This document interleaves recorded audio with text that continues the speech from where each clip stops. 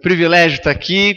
Já há alguns anos que a gente vem ensaiando essa hipótese, né, de conversar um pouco com vocês a respeito daquilo que Deus tem feito, a respeito daquelas coisas que Ele pode fazer. E uma das coisas que eu mais tenho aprendido é que Ele não depende de nós. Isso me conforta muito. Mas é muito bom e eu sempre tenho muito que agradecer a essa igreja, né? Primeiro, agradecer porque eu sempre venho aqui e sempre sou bem recebido, né? Muitos abraços, muitos beijos, muitas perguntas, todas elas relacionadas ao dia que eu vou casar, então elas se repetem todos os domingos que eu venho, e isso é bem legal e bem impressionante, assim, me sinto bastante pressionado, mas eu gosto disso, porque eu preciso, todos precisamos, né? É assim. Mas agradeço a igreja como missão também, Jovens da Verdade. Essa igreja sempre acolheu os nossos seminaristas desde muito tempo, quando a tia Ismênia ainda era uma mocinha, né? Hoje ela já não pode dizer isso, já está um pouquinho avançada, mas o Jairinho serviu aqui. Tive com o Jairinho há algum tempo atrás e ele falou, nossa, o dia que você for lá, manda um abraço. O Jairinho está em Guarapuava, pastoreando muito bem a igreja presbiteriana, legal. Mandou os abraços, depois Jailson, que foi bem recebido aqui, Priscila, Colômbia e tantos outros, né, que já passaram por aqui. E hoje tenho esse privilégio e compromisso de conversar com vocês, e por isso nós cantamos agora há pouco que quanto amor, né? É uma pergunta. E todas as perguntas exigem uma resposta, embora nem elas todas tenham uma resposta plena. Mas quanto amor é esse? Ou qual é o tamanho de amor? Ou qual é o tamanho do amor de Deus, né? É uma boa pergunta, né? Mas nós cantamos que o amor de Deus nos leva a uma transformação. E no finalzinho nós cantamos que nós vamos pronunciar esse amor a todas as pessoas a quem vão estar com a gente. Então, cantaremos esse amor aqui dentro, mas cantaremos mais alto lá fora. E esse é o caráter da igreja, né? Cantar o amor fora dela. Cantar o amor aqui dentro é legal, mas não o suficiente e nem atinge o nosso propósito. Nós somos igreja para fora, não igreja para dentro. Como eu tenho poucas oportunidades de trabalhar com vocês e de conversar com vocês, eu escolhi um texto que é muito bom para mim, que eu já compartilho há algum tempo e que trata, para mim, do resumo da igreja. Para mim, se eu tivesse que tirar todos os textos da Bíblia e tivesse que escolher apenas um texto, eu escolheria Lucas 8. E peço a vocês que abram Lucas capítulo 8. Nós leremos alguns versos, primeiramente o 22, depois o 26 até o 39 do Lucas 8. Muito legal, Lucas. Ele é uma pessoa interessantíssima, não cansem de ler Lucas, né?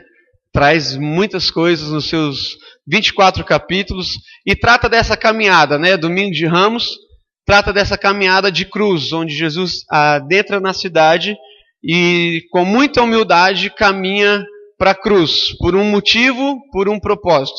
Então, Lucas 8, nós lemos o verso 22, que diz: aconteceu que num daqueles dias entrou ele num barco em companhia dos seus discípulos e disse-lhes: passemos para a outra margem do lago, e partiram. 26. Então, rumaram para a terra dos Gerazenos, fronteira da Galiléia, e logo ao desembarcar veio da cidade ao seu encontro um homem possesso de demônios que havia muito não se vestia, nem habitava em casa alguma, porém vivia nos sepulcros. E quando viu a Jesus, prostrou-se diante dele, exclamando e dizendo em alta voz: que tenho eu contigo, Jesus, filho do Deus Altíssimo, rogo-te que não me atormentes. Porque Jesus ordenara ao espírito imundo que saísse do homem, pois muitas vezes se apoderava dele.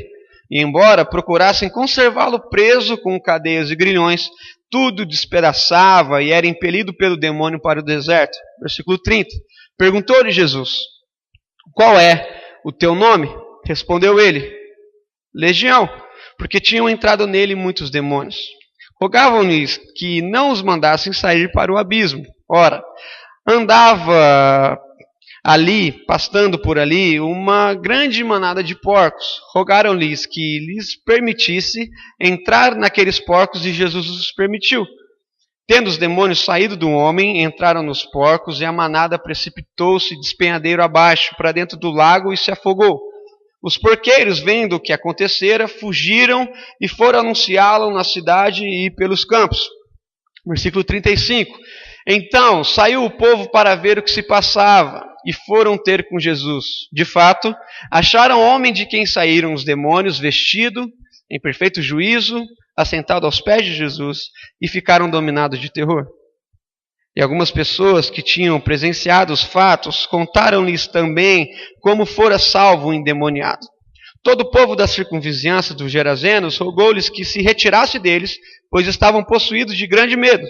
E Jesus, tomando de novo o barco, voltou.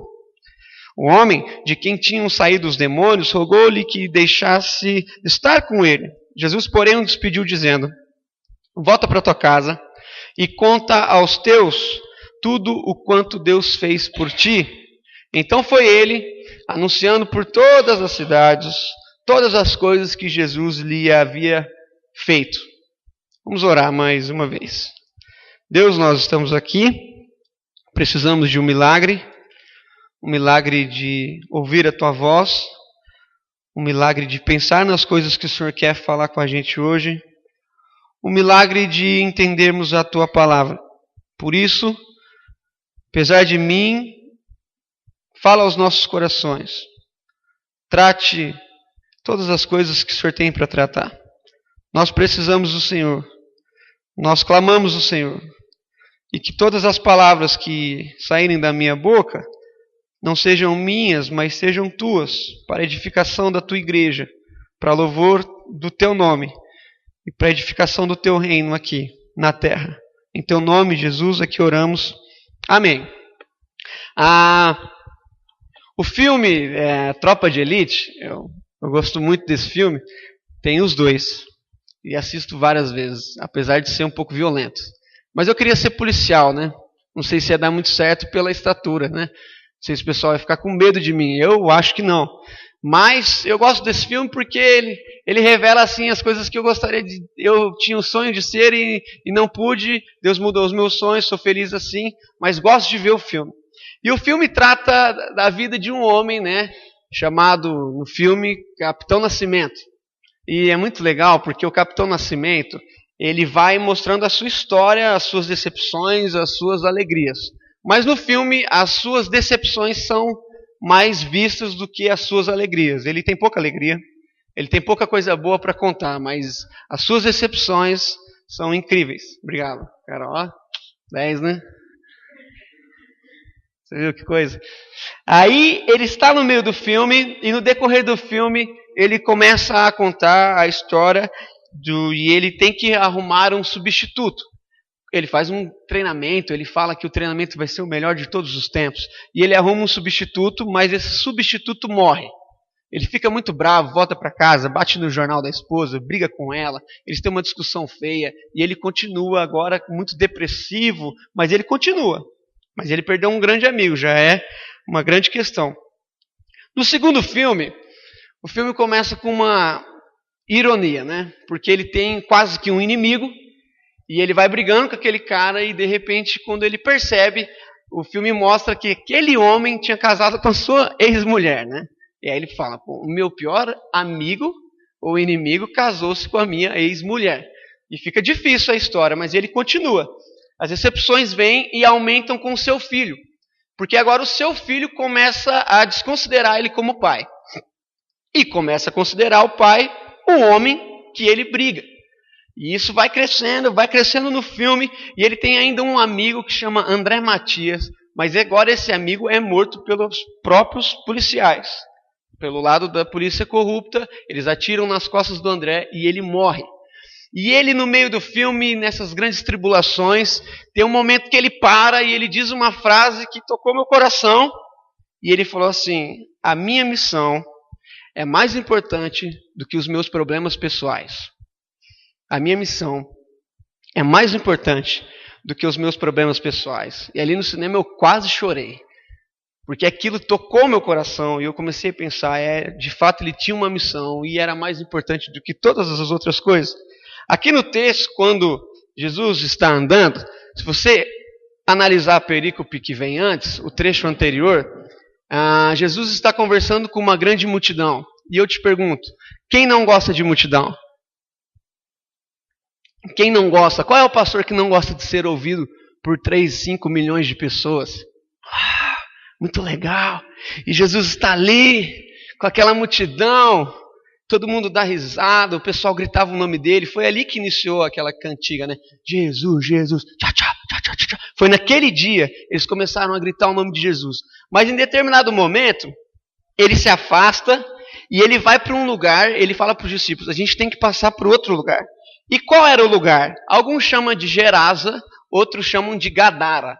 A cidade é tão inferior que nem nome direito tem. Nenhum historiador sabe se essa cidade de fato se chamava Gadara ou Gerasa. Uma cidade com poucas promessas, com poucos atrativos, com pouca diversão e com pouca multidão. Ali, provavelmente, as pessoas não gritariam Jesus, Jesus. Mas ele começa e ele toma rumo a essa viagem. Versículo 22 narra isso, a gente leu. Ele entra no barco com seus discípulos e eles começam aí.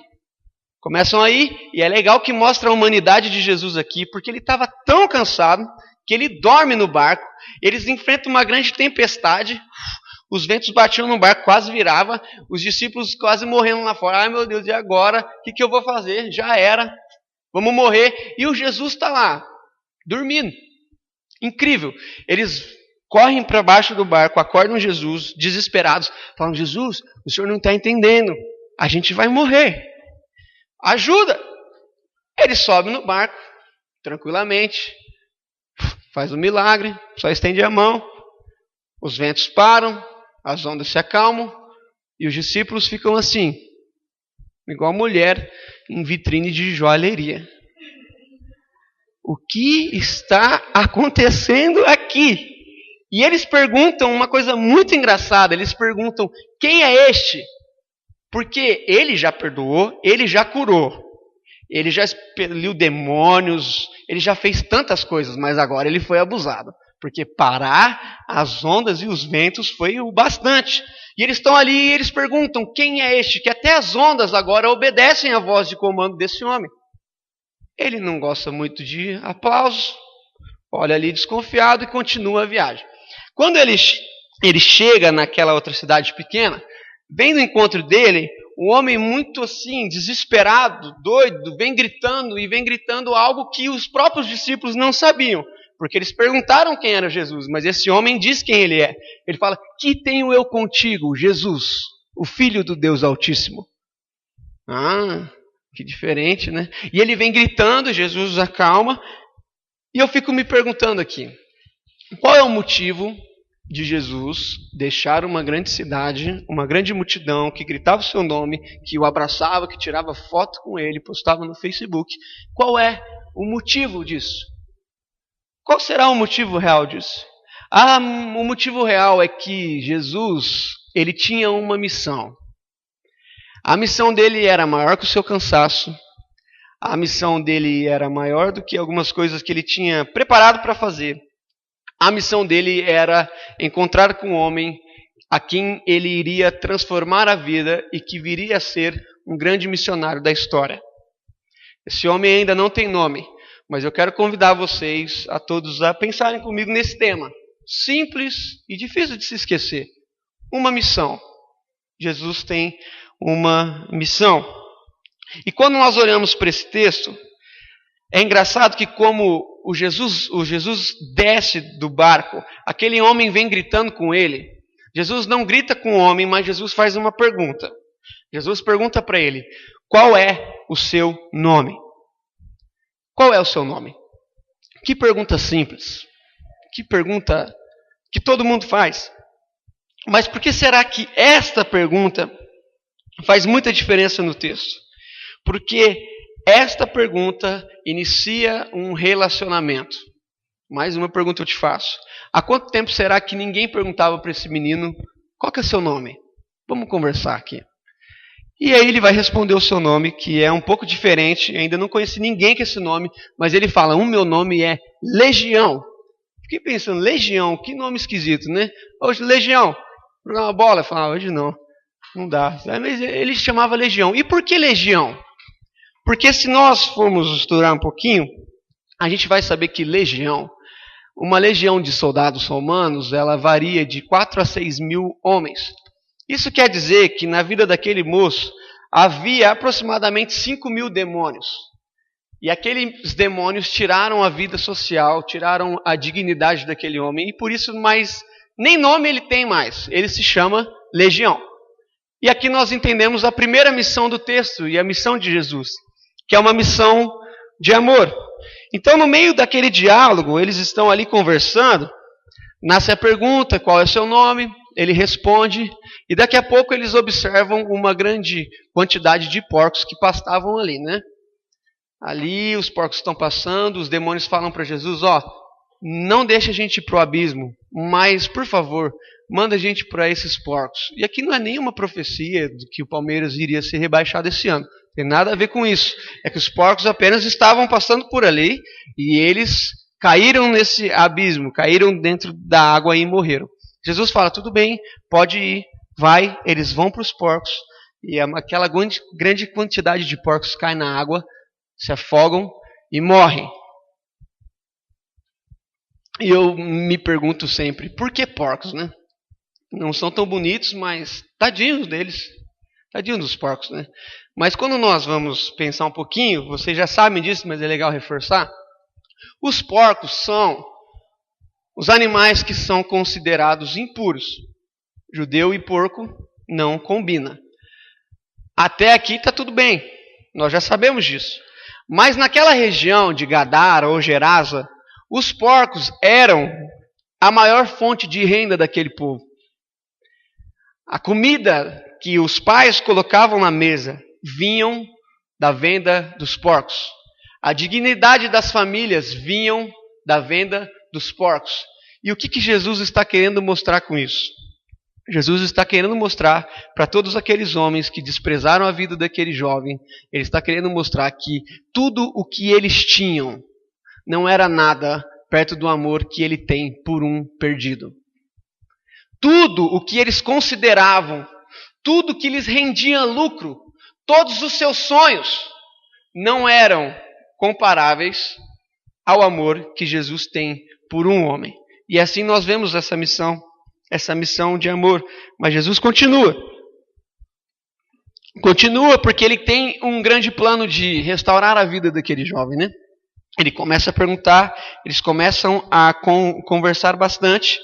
E daqui nós temos que voltar um pouquinho para entender essa missão de amor.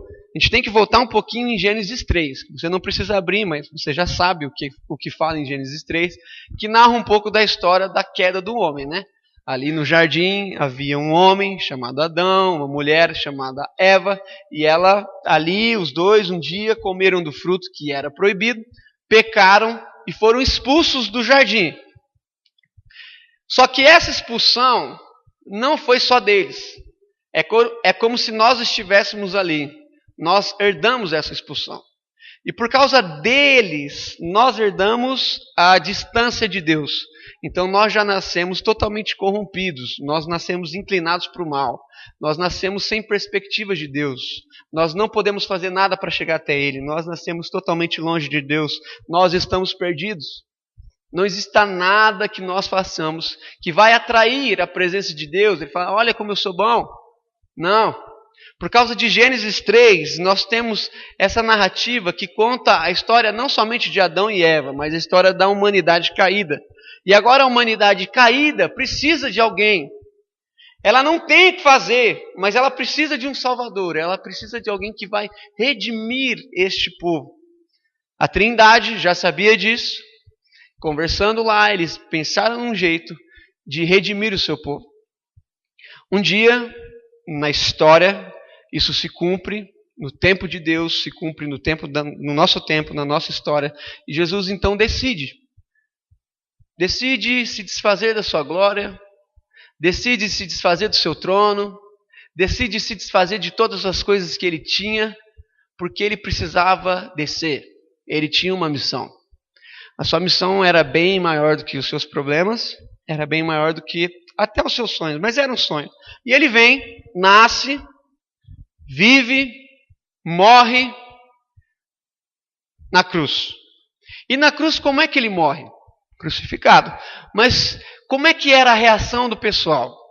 Na cruz, gosto muito desse texto, porque quando Jesus está na cruz, os homens e mulheres começam a gritar para ele: desce daí.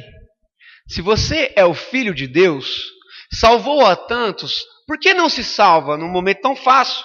É só descer, você está aí, é 1 metro de altura.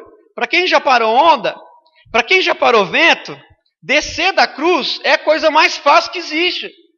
E eles ficam: desce, desce. Colocam uma placa em 3 línguas para que todo o povo pudesse ler, escrito que ele era o rei, zombando da sua coroa. Em vez de coroa de pérolas e, sei lá, rubis, uma coroa de espinho.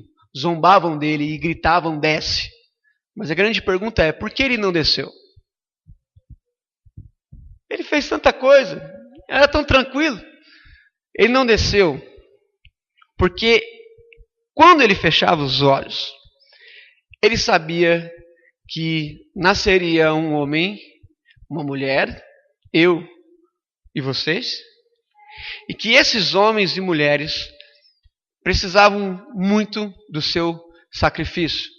Então, todas as vezes que Jesus fechava os olhos na cruz, eu fico imaginando que nos seus pensamentos e em seu coração, ele pensava em mim. Ele pensava em você. E esse era o real motivo por ele não ter descido da cruz. Porque ele tinha um plano eterno que se cumpre na história. Um plano de redenção. Um plano de salvação. Um plano de vida. E nós descobriríamos o que é vida pela cruz. E esse é um desafio que nós temos. Porque se você ainda não descobriu o que é vida, se você ainda não sabe o que é viver no plano de Deus, você precisa descobrir isso. E eu tenho certeza de outra coisa, de que os planos de Deus não são iguais aos nossos. E por isso, em outro tempo, Jesus decidiu te trazer a um lugar onde você escutaria isso. Mas isso exige uma outra resposta, uma resposta sua. Por isso, quando Jesus fechava os olhos, ele pensava na Mariana, ele pensava na Fernanda, na Dona Maria, no seu Zé e tantos outros. Ele pensava em mim. Ele falava: eu vou resgatar esses homens e mulheres que estão perdidos, porque pela cruz eu posso. Nós somos resgatados pela cruz. E essa é a primeira missão de Jesus no texto: resgatar a humanidade pelo sacrifício da cruz, da redenção. Se você ainda não vive isso, ore agora mesmo com seu coração e fale para ele: eu acredito na cruz. Eu acredito na redenção. Eu acredito que por causa da sua morte e ressurreição, nós somos ressurretos com o Senhor. Pela cruz. Pela cruz. Mas Jesus não para. É muito bom esse texto, porque além dessa missão de amor, o texto vai tratar outra coisa. O que ele trata? Não sei se vocês ainda estão com a Bíblia aberta, mas ele trata uma missão de transformação. É uma segunda missão que atrai aqueles que foram já atraídos pelo amor. Aqueles que desfrutam do amor de Deus vivem uma segunda missão, a missão de transformação. Por exemplo, algum menino ou homem, senhor, pode ler para mim o capítulo 8, mesmo capítulo, verso 27. Verso 27, alguém bem alto aí, verso 27. Meninos, vamos lá. E quando desceu para a terra, saiu de Orfeu, vindo da cidade um homem que desce limpo. Ele estava possesso de demônios, e não andava vestido, nem habitava em qualquer casa, mas no seu. Legal. Verso 27 nos diz que esse homem não tinha roupa, não tinha casa e morava em lugar de morte. Morava nos sepulcros. Ele não tinha mais família, ele não tinha mais amigos, ele não era ninguém. Ele não tinha mais nome. Mas alguma mulher bem forte assim. Pode ler para mim o verso 35 do mesmo capítulo 8, verso 35. Meninas ou mulheres, vamos lá. Não tenho vergonha.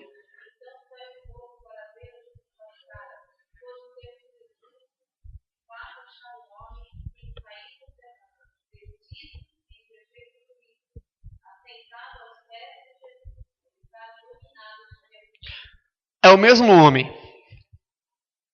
Antes de ser encontrado por Jesus, ele não tinha roupa. Verso 27. Agora ele está vestido. Ele não tinha juízo. Agora ele não somente tem juízo, mas ele está em pleno juízo. E o que mais me chama a atenção aqui é o lugar onde ele está. Ele está aos pés de Jesus. Porque tudo que ele queria era ser transformado à imagem de Jesus. Ele queria se tornar igual ao Mestre. E esse é o caminho do discípulo, ser igual ao Mestre. Mas quando nós vivemos o nosso tempo, nós vamos perceber, e você já sabe disso, que Jesus não está aqui em carne e osso. A sua presença é real, mas nós não o vemos. E nós até queríamos, né? Mas nós não conseguimos mais ouvir da boca dele perfeitamente o que ele tem. Já pensou o Sermão do Monte? Que privilégio, mas nós não podemos fazer isso. Mas ele projetou um outro privilégio, e eu tenho comigo 3 maneiras onde podemos ser transformados à imagem dele. Podemos ser como ele. Discípulos querem ser igual ao Mestre. A primeira maneira é a leitura bíblica. A segunda maneira é a oração. A terceira maneira se chama comunhão. Primeiramente, então, leitura bíblica. Vamos pensar um pouco nisso. A leitura bíblica nossa é muito importante, mas eu gosto de ver como é que os judeus eles organizam a sua Bíblia, o seu Antigo Testamento. Talvez você ainda não saiba, mas o judeu, ele organiza o Antigo Testamento dividido em 3 partes, que eles chamam de Torá, Nevim e Ketuvim, que é hebraico, mas que significa Torá, os escritos, os profetas e os escritos. A Torá tem o centro na lei. Lei de Deus, todos nós sabemos disso. O Nevim tem o seu primeiro capítulo em Josué. Os judeus colocam Josué como um profeta. Em Josué capítulo 1, versículo 8, nós encontramos algo semelhante a que nós devemos meditar de dia e de noite para ser bem sucedido. Josué tinha um desafio, mas Deus fala para ele, quer vencer esse desafio? Medite na lei, medite de dia, medite de noite. Mas nós vamos para o Ketuvim, que começa com o livro de Salmos, né? E o Salmo primeiro, como é que fala? Como é que diz o Salmo primeiro? Vocês lembram? Versículo 1, como que é mais ou menos? Bem-aventurado dos ímpios, e nem se assenta. Versículo 2, antes o seu prazer está na lei do Senhor, e na sua lei medita de dia e de noite. E ele continua, ele é como árvore plantado junto às correntes de água, e por aí vai. Mas como é que começa o texto? Então nós não somos que nem os ímpios. Nós nos assentamos não para falar de coisas de ímpios, nós nos assentamos para ter prazer na lei, e nessa lei nós meditamos de dia e de noite. E o que isso tem a ver? Os judeus, então, não tinham aquela Bíblia pequenininha, nem no computador, nem no celular, e nem essa que você tem na sua mão. Eles tinham alguns rolos, né? E esses livros eram divididos por rolos.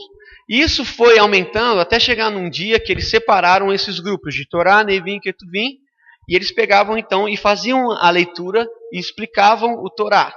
Quando eles acabavam a Torá, eles começavam os livros dos profetas, né? E quando eles abriam o rolo, qual era a primeira instrução de vida que eles tinham para passar para a igreja? Era medite na lei. Mas eles fechavam esse livro, abriam um novo livro. E qual era a instrução que Deus tinha para o seu povo? Medite na lei. Medite. Medite quando?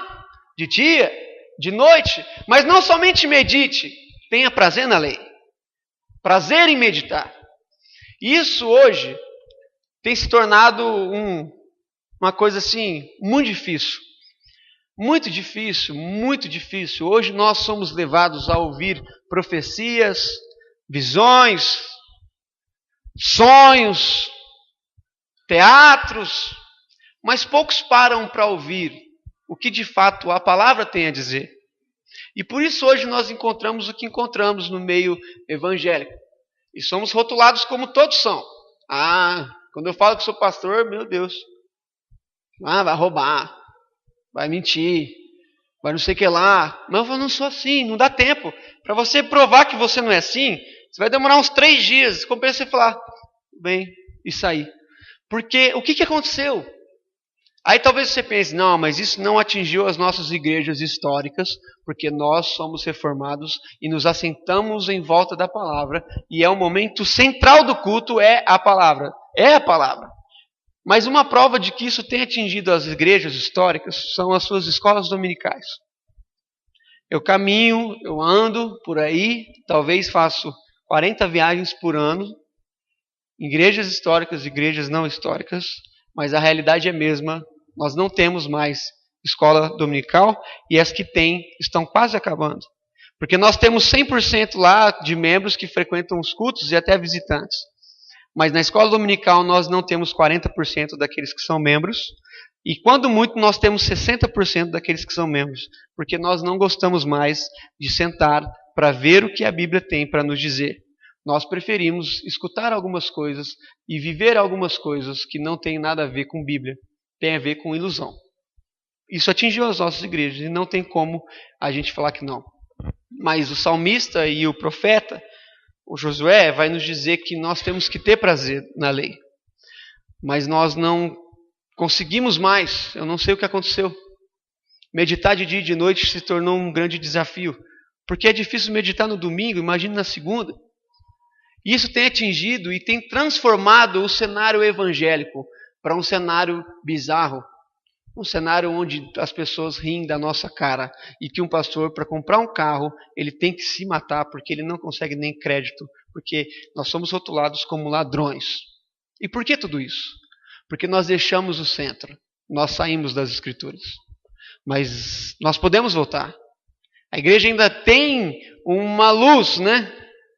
E essa luz é voltar para as Escrituras, fazer que nem os reformadores.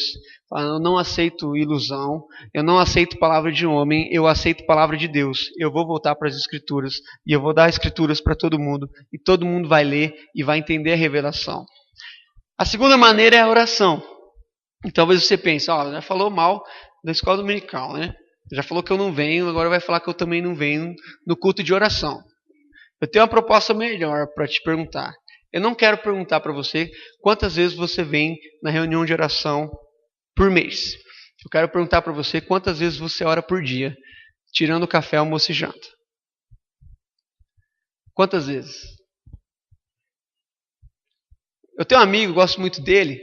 Quando eu vou para Rio Preto, ele se chama Arthur, tem 4 anos. Meu sobrinho. Quando eu vou para Rio Preto, eu sou louco para ver esse menino. A gente brinca de jiu-jitsu. Ele acha que me bate. Eu finjo que estou morrendo porque ele é muito forte. Ele só tem 4 anos. Mas quando eu vou para lá, eu quero ver ele.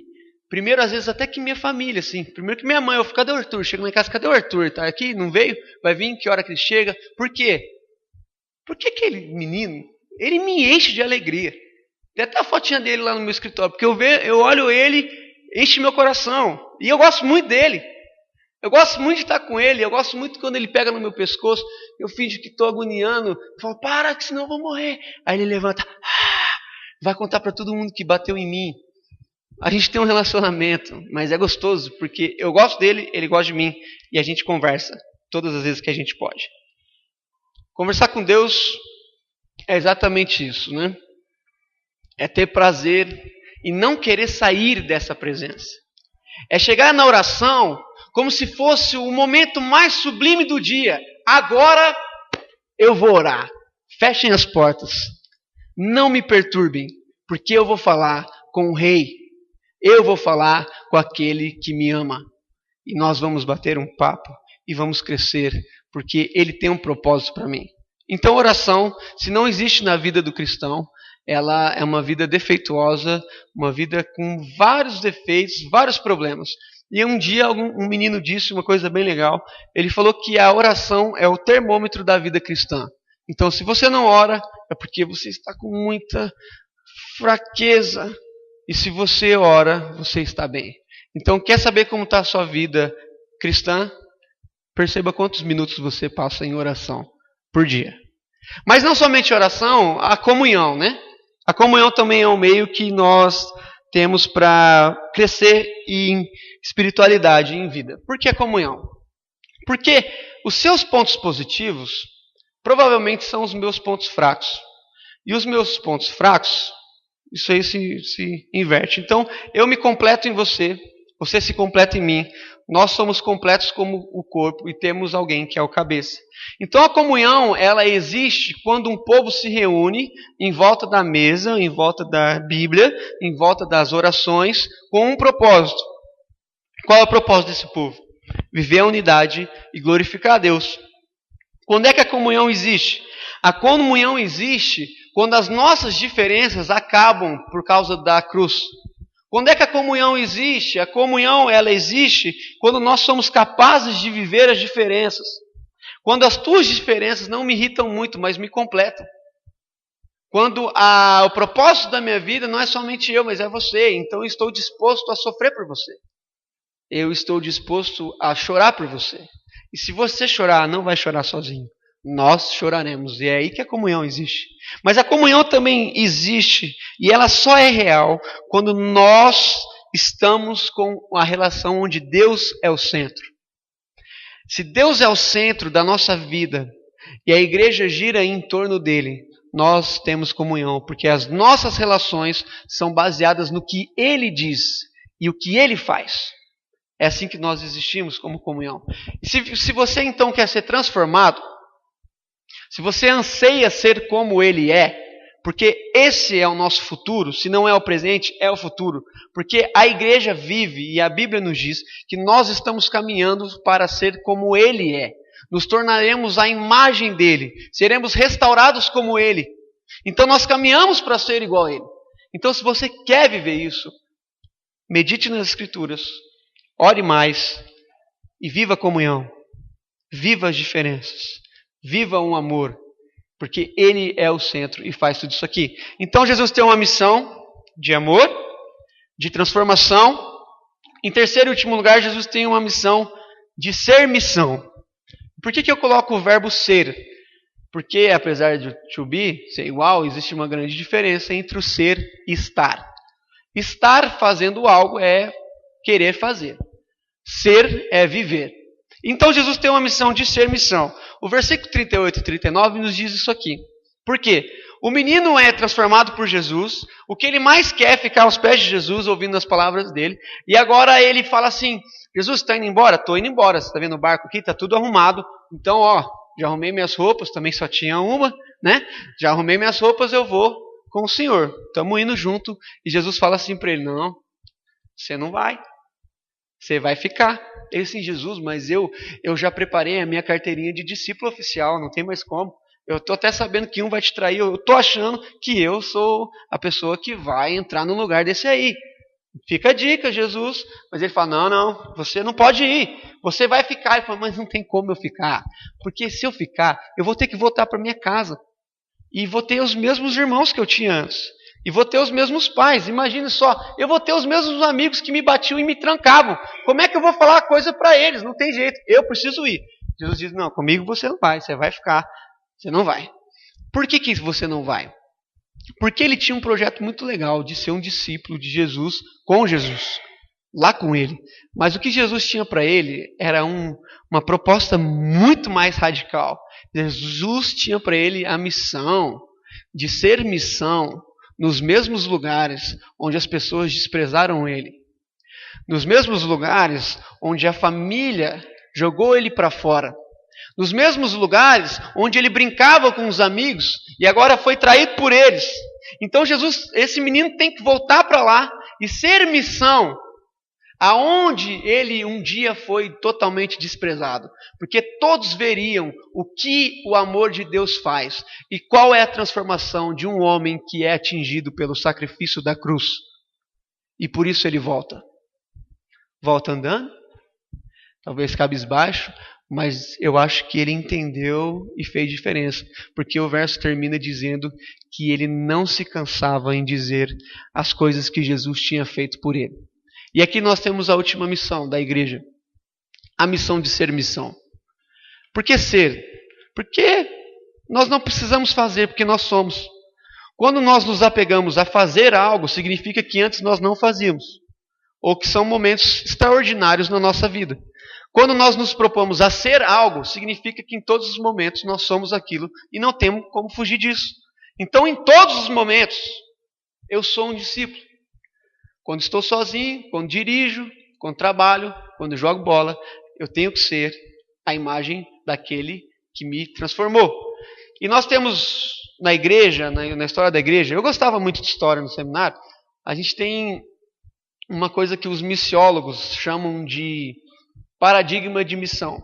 Paradigmas são ideias, né, que eles consideram assim, muito reais, muito certas, mas que no decorrer do tempo elas vão se transformando e a gente vai se acomodando e nos moldando como novas ideias, né?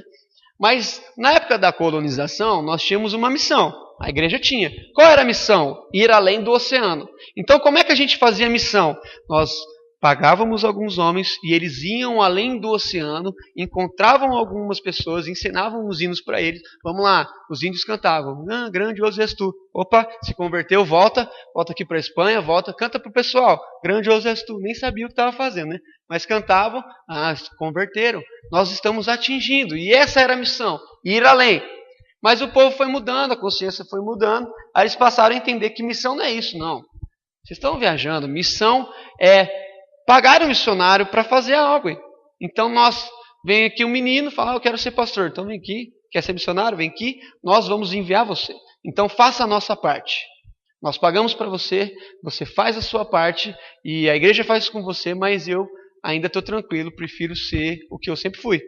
Então nós pagamos eles, temos que pagar. Eu vivo isso, sou sustentado por igreja, sou sustentado por ofertas, vivo muito bem, graças a Deus.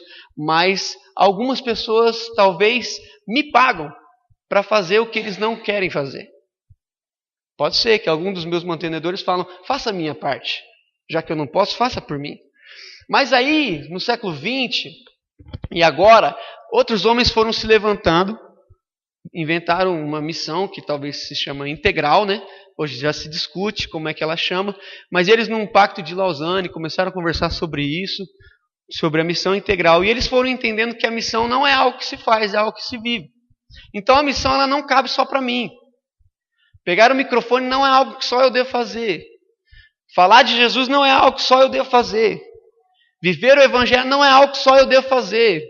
Então é totalmente diferente nós entendermos que você e eu somos iguais, somos missionários. A única diferença entre nós é que eu trabalho em outro lugar. Então se existe alguém que é missionário no seu lugar, no seu trabalho, na sua escola, na sua faculdade, esse alguém não sou eu, não posso ir lá. Ué. Esse alguém é você. Por quê? Porque você não está fazendo missão. Você é aquilo, você se tornou a própria missão. Então no seu trabalho, no seu escritório, nas suas escolas, você é aquele que deve anunciar o que Jesus fez por você. E como é que ele te transformou. E se nós entendermos isso, eu acredito que nós vamos muito além. Porque muitos tiveram dificuldades, né? Ainda na história, quando as igrejas reformadas e conservadoras foram chegando no Brasil, nós tínhamos igrejas vivas, igrejas fortes. Em 1950, nós éramos mais ou menos 80% dos cristãos no Brasil. Nós dominávamos o pensamento teológico do Brasil. E um dia eu fui perguntar para um pastor, historiador amigo meu, eu falei para ele, por que em 1950, há poucos anos atrás, as igrejas históricas em volta da palavra eram as maiores igrejas? E hoje nós estamos lá embaixo, mas bem lá embaixo. Veja o censo que saiu em 2012 e você vai perceber onde nós estamos. E ele me falou assim, porque quando os missionários americanos, alemães e franceses chegaram no Brasil, aquele povo que ia se convertendo entendiam que eles eram missionários. Então não era só o pastor que pegava o seu cavalo e ia. Os crentes das igrejas pequenas iam invadindo as cidades proclamando a verdade do sacrifício e falando para todo mundo: eu sou um escolhido, eu sou um missionário. E isso foi enchendo as nossas igrejas e foi contaminando o Brasil com uma boa teologia. Mas aí a gente veio, anos 60, anos 70, a gente começa a contribuir e a virar o jogo. Então, já que nós temos muita coisa para fazer, nós pagamos alguém para isso. Então, vem pastor, vem para a nossa igreja, nós vamos te pagar. Você fala as coisas que a gente quer ouvir. Se não falar, cuidado, porque isso pode ser perigoso para você. Então, vem para cá e vamos fazer alguma coisa aqui. Mas aí, parece que a igreja começou a cair. Me parece que nós não crescemos mais. Me parece que nós já não plantamos mais igrejas. Me parece que templos nossos estão fechando. Eu fiz viagens missionárias para a Bahia. Entrei em templos presbiterianos que já não mais existem. Tem templo, tem piano, tem bateria. Só não tem uma coisa: gente. Eles sumiram. Então eles estão começando a alugar os templos para casa de show, para salão social, para casamento, porque não tem mais membros lá. E eu vi isso aqui. E eu fico muito triste porque considero que sou da igreja presbiteriana, igreja histórica, mas a realidade que nós vivemos é um pouco diferente de 60 anos atrás, onde todo mundo se considerava um missionário e todo mundo ficava gritando o que Jesus fazia, e todo mundo trazia novas pessoas para a igreja, e todo mundo se importava em só viver o evangelho, e todo mundo só queria trabalhar para a glória de Deus, e todo mundo só queria jogar bola para a glória de Deus, e todo mundo só vivia para a glória de Deus. Mas é muito interessante, quando eu tinha 7 anos, e eu termino com essa história, quando eu tinha 7 anos, lançou o primeiro tênis de luzinha. Hoje os tênis dão volta na luzinha, vem até a cabeça e volta, né? Mas na minha época era só um, se chamava Lecheval Light. O Lecheval Light já não existe mais. Hoje, depois foi o Ortopé Light, que já dava volta no tênis inteiro, mas o meu se chamava Lecheval Light. Eu sou o irmão mais novo, já sabe, né? Tinha um primo que meu pai ajudou e 2 irmãos, então as roupas que vinham para mim já era assim de terceira geração, né? Às vezes ficava aqui, eu tinha uma camisetinha do Mickey, tinha roupa de ir na igreja, né? Tinha roupa de domingo, então tinha um armário que aquela roupa era só para ir na igreja. Eu queria vestir, mas não podia. Então eu lembro que eu tinha uma camisetinha do Mickey amarela, que eu acho que dos meus 7 a 12 anos eu só tô em foto com ela. Aquela camisetinha era milagrosa, eu ia crescendo, ela crescia comigo. Era incrível. Mas o Mickey já estava até triste. Quando eu ia pôr o Mickey, ele já fazia assim, ó. De novo. A gente já conversava, às vezes eu brigava com o Mickey, mas eu tinha o Lecheval Light, que era a minha maior, assim, alegria, né? Eu lembro que minha mãe trabalhava, um amigo do meu pai passava em casa, pegar a gente para ir para a escola, e eu sempre queria ir com o Lecheval Light, né? Mas minha mãe só deixava usar o topper, né? Topper todo arrebentado, que eu jogava bola, fazia tudo. Nadava com o topper. Às vezes ele ia na igreja antes de mim, chegava lá, o tênis já estava na igreja. Eu falava, nossa, chegou primeiro. De tanto que eu usava os meus tênis, né? Aí eu falei, hoje não vai ter jeito, o Ortopé Light vai... Por quê? Porque o meu era roxo. E todo mundo tinha o Ortopé Light vermelho. Meus irmãos tinham o vermelho, mas eu tinha o roxo. A luzinha que piscava no meu calcanhar era roxo. Todo mundo olhava e falava, nossa, embora você fazer ela piscar, quase doía o calcanhar, né? Mas era incrível, chegava lá na escola, tá. Aí eu falei, hoje eu vou com o Ortopé Light, ninguém me segura. A luzinha vai piscar aqui, o pessoal vai tremer de alegria quando vê meu tênis, né? Minha mãe não tava, ela nunca vinha para almoçar. Eu coloquei o Ortopé Light, comecei a sair, né? Falei, tô chegando. De repente minha mãe abre a porta, eu falei, nossa. Aí foi aquele negócio, né? E aí, como é que tá? Opa, já abracei pra ela não ver, né? Cheguei perto, ô mãe, nossa, você nunca me abraça. Não, aqui hoje deu saudade. Mas você me viu agora. Não, tal. E comecei a enrolar, minha mãe, ela saiu. De repente ela deu aquela virada, que só a mãe dá, né? Olhou, ela foi direto no meu pé. Parece que alguém cochichou no ouvido dela. Ele está com o seu Lecheval Light. Ela olhou, falei assim, ó. Aí, quando mãe faz assim, eu já sabia que a chinela ia cantar, né? Falei, ixi, agora já era. Aí ela só deu aquela olhada, eu já fui, só estava testando, nem ia para a escola com ele, estava só andando aqui em casa. Mas vai acabar a luzinha. E quando acabava a luzinha, não tinha como comprar outro. O tênis já perdia a graça, né? Mas tudo bem. Aí eu fui lá, coloquei meu topper, que eu já chegava perto, ele já entrava no meu pé, não precisava nem pegar na mão, e fui para a escola assim. Nossa, muito chateado. Meus amigos tinham um Lecheval Light, eu também tinha, porque nós acreditávamos que o tênis fazia a gente correr mais. Então, aquele topper eu corria pouco, então os meninos ganhavam de mim na corrida. Mas com o Lecheval Light eu acreditava que a luzinha ia me impulsionar para frente e eu ia ganhar, né? Mas não deu certo, cheguei triste, voltei triste para casa e a história acabou triste. Mais triste foi o dia que acabou a bateria, né? Do Lecheval Light. Aí foi uma choreiro porque minha mãe não ia comprar outro. E anos depois eu peguei o Lecheval Light na mão, foi aquele reencontro. Momento de emoção, quase chorei, mas já reparei que eu não mais dava bola nenhuma para ele. Aí o tempo passou mais, com uns 18 anos eu lembrei, porque eu vi um tênis de luzinha que fazia assim, quase falava com a gente. Aí eu falei, nossa, muito melhor que o Lecheval Light. Eu lembrei do meu, quase chorei, né, de emoção, mas falei, nossa, meu Lecheval Light se foi. Aí me veio na cabeça, conversando com a minha mãe, o dia que eu fiz isso. O dia que eu fiz de tudo para mostrar que o meu Lecheval Light era roxo. Mas não deu certo.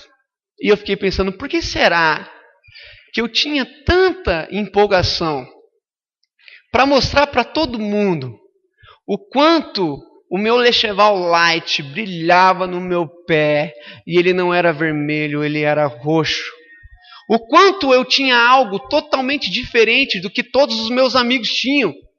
E eu ficava doido para minha mãe deixar, eu usava aquele tênis, mas ela não deixava, a gente brigava, e eu continuava insistindo em usar um tênis que ela não deixava eu usar, porque era o melhor que eu tinha, era incrível aquele tênis. E ele se foi, nunca mais nos encontramos, vou fazer lá no ratinho para ver se eu encontro meu tênis, né? Mas ele se foi e acabou, a história acaba assim, e eu fico pensando, por que o evangelho é diferente? Por que nós temos a luz, que é Jesus, e nós não queremos mostrar ela para ninguém? Por que o Evangelho já não mais nos entusiasma, já não mais enche o nosso rosto, já não mais enche o nosso coração de alegria, e a gente fica doido para falar para todo mundo? Eu não tenho mais o Lecheval, mas agora eu tenho uma luz que não se apaga. E essa luz é Jesus, e ela transforma as vidas, e ela restaura vidas, e ela faz milagre. Eu tenho, você tem. Mas aonde está a nossa empolgação? Cadê a nossa alegria? Aonde foi parar? Os dias em que nós só queríamos compartilhar. Os dias em que nós falamos, hoje eu vou falar pro cara do metrô, eu vou falar pro porteiro, eu vou falar para todo mundo, eu vou falar pro mundo, eu vou falar.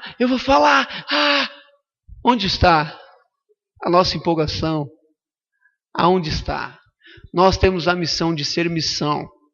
Deus não precisa de nós para fazer alguma coisa, mas Ele deixou para a igreja um negócio muito interessante. Ele falou assim, participem do que eu faço. Eu já comecei a missão antes de vocês, mas eu quero que vocês participem comigo. Então participem disso. Falem de mim. Vivam a mim. Falem de mim. Participem da minha obra. Eu já comecei, agora está com vocês. Vão fazendo. Isso parece que não mais nos alegra. E nem retira um sorriso do nosso rosto, ou uma lágrima no nosso coração de arrependimento, por ter esquecido um dia das coisas que Deus faz, das coisas que Deus fez por nós. De ter às vezes o coração ingrato, de saber o quanto Ele nos ama e guardar isso para nós. Não pregar o Evangelho não é algo somente que entristece a Deus, mas é uma ingratidão. É ter o melhor e não querer repartir com ninguém. É como uma criança que come o seu lanchinho sem dividir com ninguém. Come todas as batatinhas, às vezes já nem aguentando mais, mas come porque não divide. Não pregar o Evangelho é comer sozinho, mesmo não querendo mais. Nós temos essa missão. E por último, eu queria que nós repetíssemos o seguinte, eu falo, vocês repetem. E nós oramos. Pode repetir, então vocês repitam. Hoje, Deus tem uma missão de amor, uma missão de transformação e uma missão de nos fazer missão. Amém. Por isso, volta para casa e conta aos teus tudo quanto Deus fez por ti. Vamos orar? Abaixe sua cabeça. Deus, nós estamos aqui porque o Senhor quis assim. Foi o Senhor quem nos trouxe aqui hoje. Foi o Senhor que nos deu forças para andar, para caminhar. Foi o Senhor que nos deu sustento. Foi o Senhor que nos deu essa roupa que usamos. Foi o Senhor que colocou no nosso coração a vontade de viver o Teu Evangelho, a vontade de cantar, a vontade de meditar. E por isso nós te pedimos, no nome de Jesus, que o Senhor continue trabalhando em nós o Seu amor, renovando sobre nós as Suas misericórdias todos os dias. Que em todas as manhãs nós possamos sentir a Tua graça, o Teu revigorar, o Teu toque em nós, a Tua esperança em nós. Que todos os dias o nosso grande privilégio seja sentar numa cadeira, abrir a Tua palavra, ouvir a Tua voz e conversar contigo. Por favor, Deus, transforma o nosso ser. Tira de nós a preguiça, a falta de tempo, a falta de responsabilidade e enche o nosso coração para que possamos ter todos os dias momentos incríveis e especiais com o Senhor e com a Tua palavra. Renova as nossas esperanças, os nossos sonhos, as nossas forças, o nosso caráter de igreja, o caráter missional que o Senhor deu para a gente, que nós possamos entender diariamente a Tua missão no mundo e o que o Senhor quer que a gente faça aqui.